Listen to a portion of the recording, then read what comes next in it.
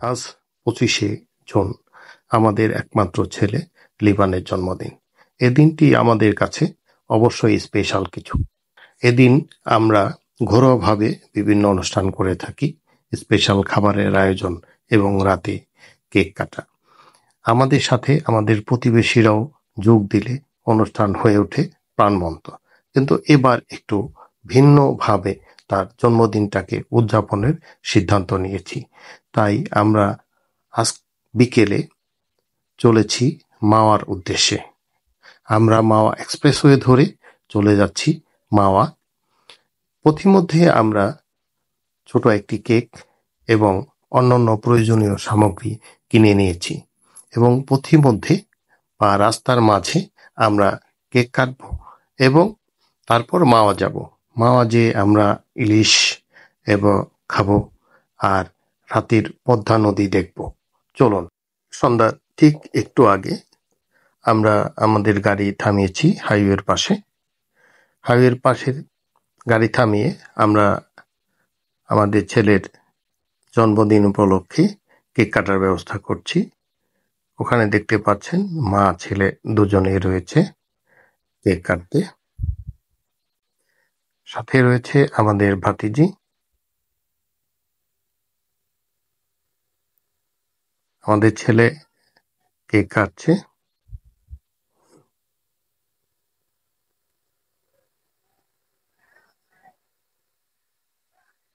আমরা পুরো ফ্যামিলি এখানে। কেক কাটা শেষে সবার মুখে কেক তুলে দিচ্ছে।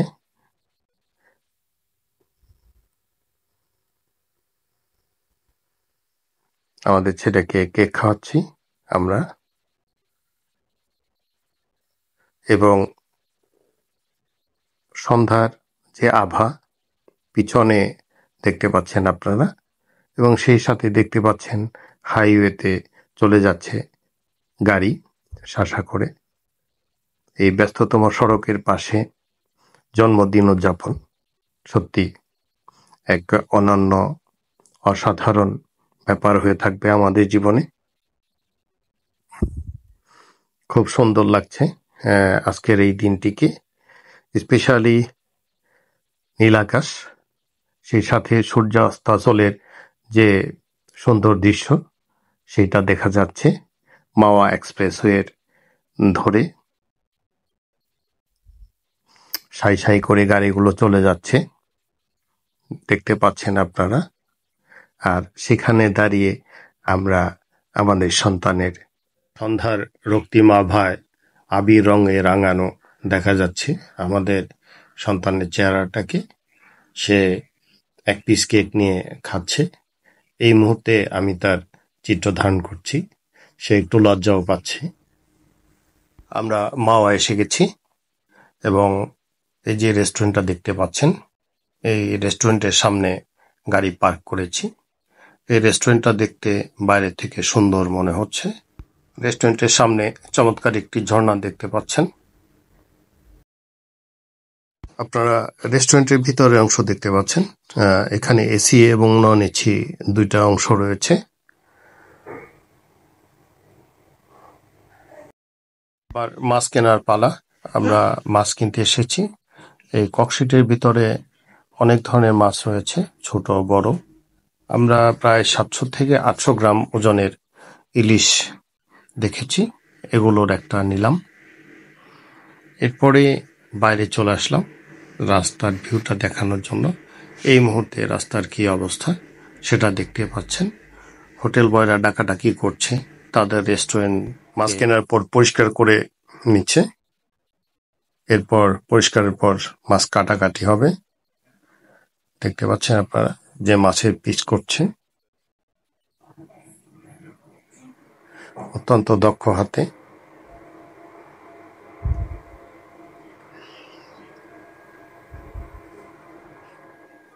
এরপরে বেগুন কাটছে, মাছ কাটা বাদ রেখে, কারণ বেগুনটা আগে দরকার।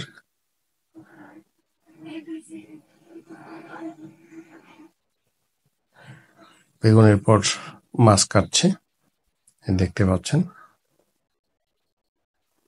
খুব দক্ষ হাতে। এবার শুরু হয়েছে আসল কাজ, মাছ ফ্রাই করা। আপনারা দেখতে পাচ্ছেন ডিশের মধ্যে মাছগুলা রয়েছে, এখানে সাথে থেকে মশলা মিক্স করে নিচ্ছে, সামান্য একটু পানি দিচ্ছে এবং সবগুলোকে একত্রে করার জন্য ঝাঁকায় নিচ্ছে এবং তাওয়াতে তেল ছেড়ে দিয়েছে, তেলগুলো গরম হচ্ছে। এরপর এক এক করে হয়তো মাছগুলো তেলের মধ্যে ছেড়ে দিবে। প্রথমেই মাছের লেজটা ছেড়ে দিল, এরপর একটু অপেক্ষা করছি তেলগুলো পুরোপুরি গরম হওয়ার জন্য। তেলগুলো দেখতে পাচ্ছেন আপনারা, সরিষার তেল অবশ্য। এখন আস্তে আস্তে সবগুলো মাছ ছেড়ে দিচ্ছে, চমৎকার ভঙ্গিমায় মাছগুলো ছেড়ে দিচ্ছে। বেগুন, মাছ, বেগুন এভাবে দিতে দিতে সবগুলো মাছ এবং বেগুন দিয়ে দিয়েছি। তার ফ্রাই শেষ, এখন খাবার পালা। খাবার মেনুতে রয়েছে বিভিন্ন ধরনের ভর্তা, ডাল,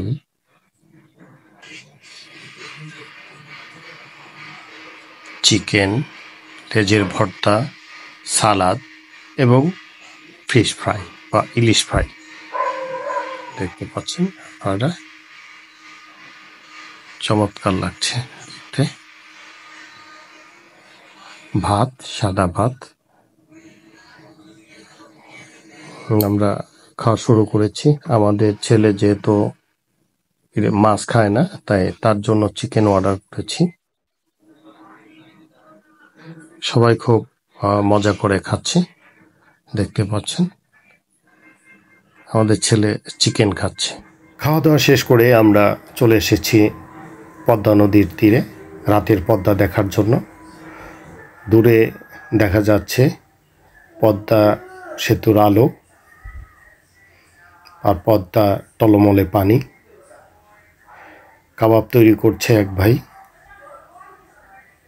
রাতে পর্যটকদের খাওয়ানোর জন্য রয়েছে ঝালমুড়ি, শুটিং।